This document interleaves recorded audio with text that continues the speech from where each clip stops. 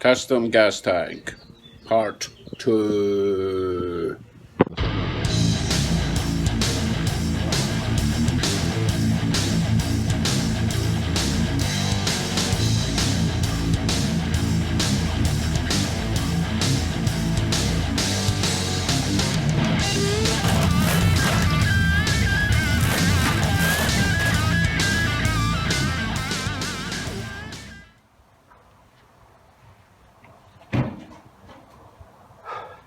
Okay, we have Chrysler Marine gas tank designed for a boat with a nice handy handle. Take it in and out. Now it's not going to come in and out of this particular vehicle, so we're going to get rid of this. I'm going to clean this all up using my trusty wire grinder thingy.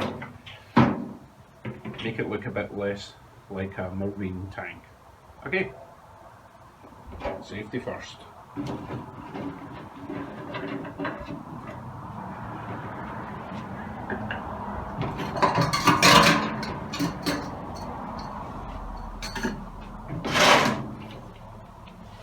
And let's cut that off first.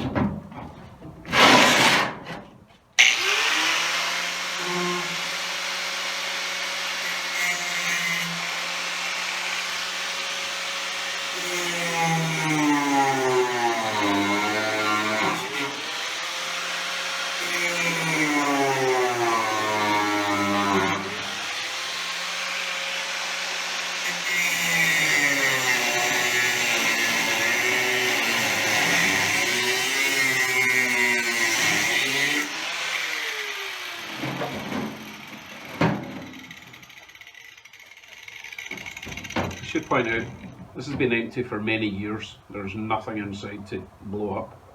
Fingers crossed.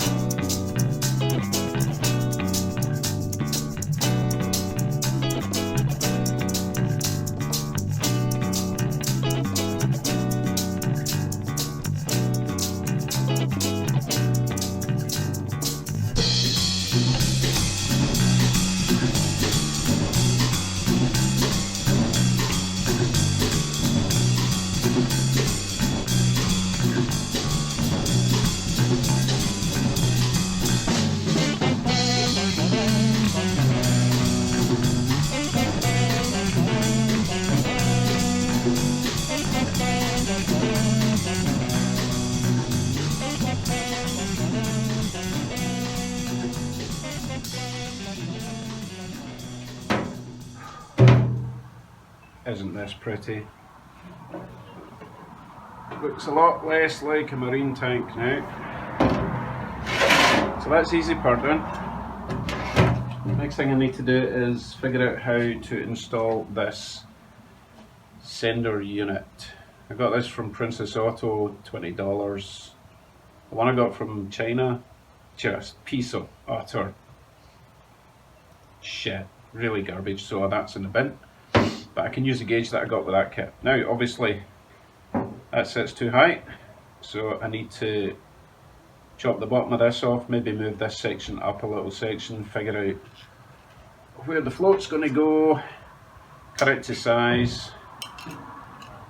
And I think I want the float sitting pretty much in the middle, so that if the tank goes slosh, slosh, it'll get a sort of average reading from the middle of the tank rather than the float sitting in the corner. Okay, so I need to firstly decide where I'm going to put this, probably in this corner here, so that it's nearer the back or nearer the front of the car, if you know what I mean, because the fuel line's coming out this way. I might as well have this on this side, so that will probably sit in a diagonal roughly about there. And that'll go up and down in the middle of the tank. So, I need to cut a hole here, plunk that in. This came with a nice little rubber seal kit. And I will use my threaded insert tool that I've not used yet, so that'll be fun. And then I'll wire it up briefly, make sure it works. And then that'll be that, I guess. Awesome. So because I'm a cheap ass and didn't pay hundreds for a custom tank and hundreds for a custom sender unit, I had to make this up, okay? So basically, this sender unit is the cheap ass $20 universal kit from Princess Auto, okay? But the Chinese gauge I've got just wasn't working well with it. So I noticed that inside the resistor unit, it could go a bit further and do stuff. So I've chopped 1/4 inch off of this, okay, to allow it to read more than it's supposed to. That side it reads okay, but this is supposed to be like this long. Ooh, this long. Okay, anyway, so it's going to sit about there. That'll be empty. Oh, I also had to turn this the other way around, 180 degrees, because it was reading wrong. Anyway, so that'll be empty. We'll find out. I can always bend this a little bit if it's not reading empty, and then full. Now, I remembered that even when it's full, this will not be getting covered, so this should sit right at the top, because it's going to float on top of the fuel. Okay. So next, drill a big hole in there, drill 5 little holes for the threaded nuts, and then plonk it in, see if it works. Let's get to it.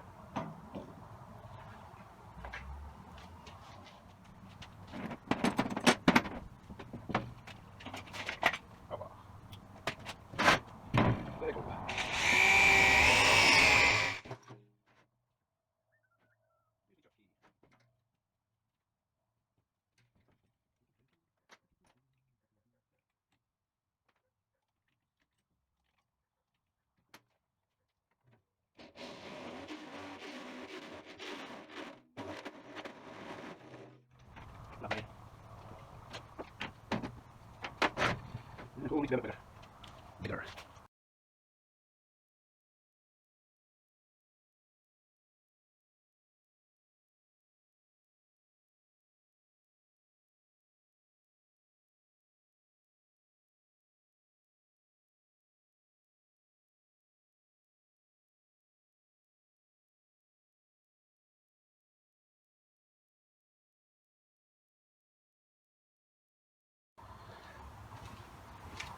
That fits in quite nicely.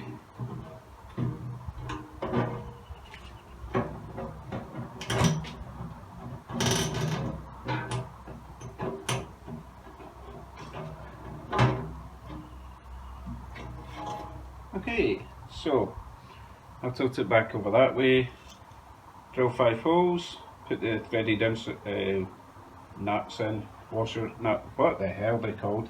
Threaded inserts. But before I do all that, I will bench test this to make sure it's working right.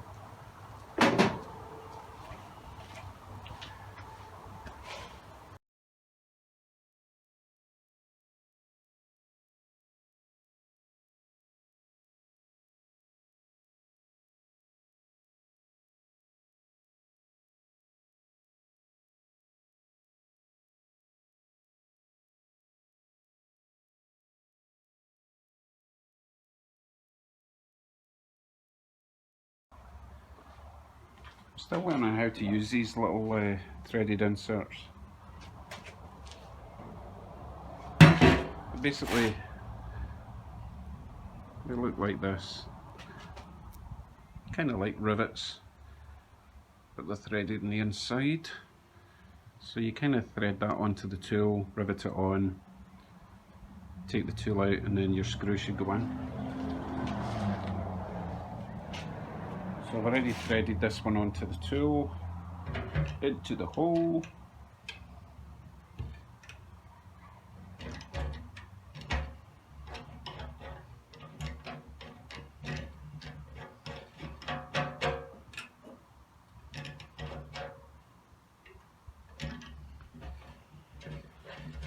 And that should be it, I think.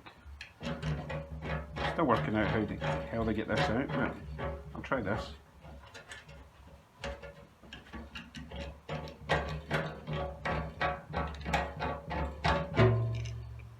Okay. And there you have one threaded insert. And before I do the rest, I need to make sure that I can put the sender and the washer on. I don't know why they didn't make these holes equidistant. Seems a bit stupid, but anyway.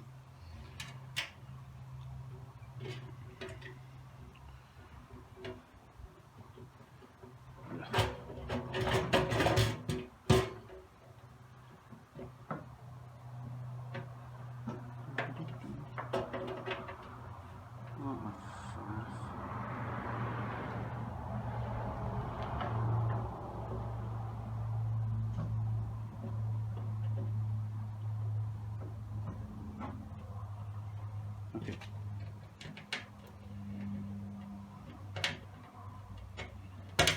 There we go.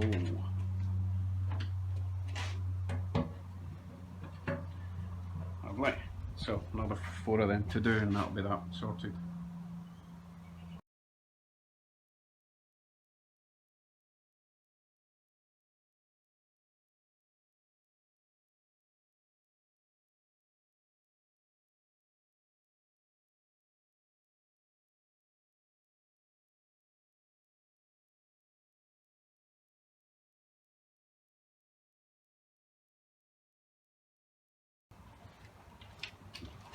Ta-da! That worked better than I thought. Thought I was going to have all sorts of trouble lining these up, but that looks nice. So I did a little arrow there, a little line there, so I know the float is sitting right in the middle. So basically your sensor cable goes to that wire, and I'll just run a ground off of one of these, and it will just magically work.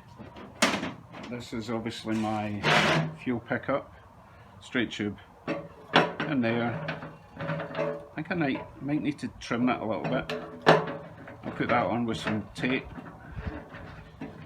so that it lines up that way. And then the wiring will come down here. We're good to go.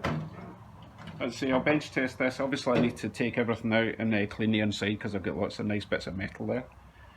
And also while I'm at it, I need to invent a little filter sock on the end of this so it doesn't suck up anything that gets in.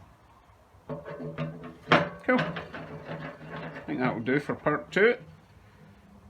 Next part will be getting in the car and plumbing it in and testing it properly. Although I will do a wee bench test on this before I commit. Thanks for watching. Oh, nearly forgot. A very quick bench test before I finish for the day.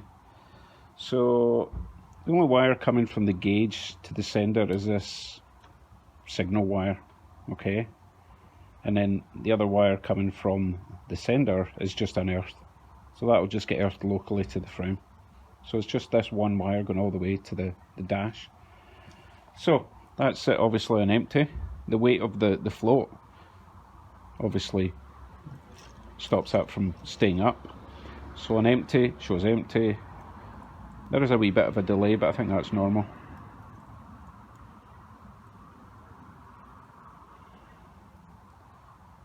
Full. So around about there should be half. Maybe a bit more.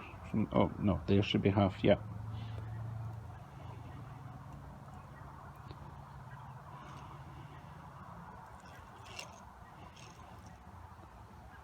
So that's going to work. So the only thing I might have to do is adjust the length of this little rod here. because I think at the moment it's resting on the bottom of the tank before it hits empty, so it's going to show just above empty, which isn't good. When I've got a tiny tank, it needs to be accurate. Okay, all good. See you in the next one.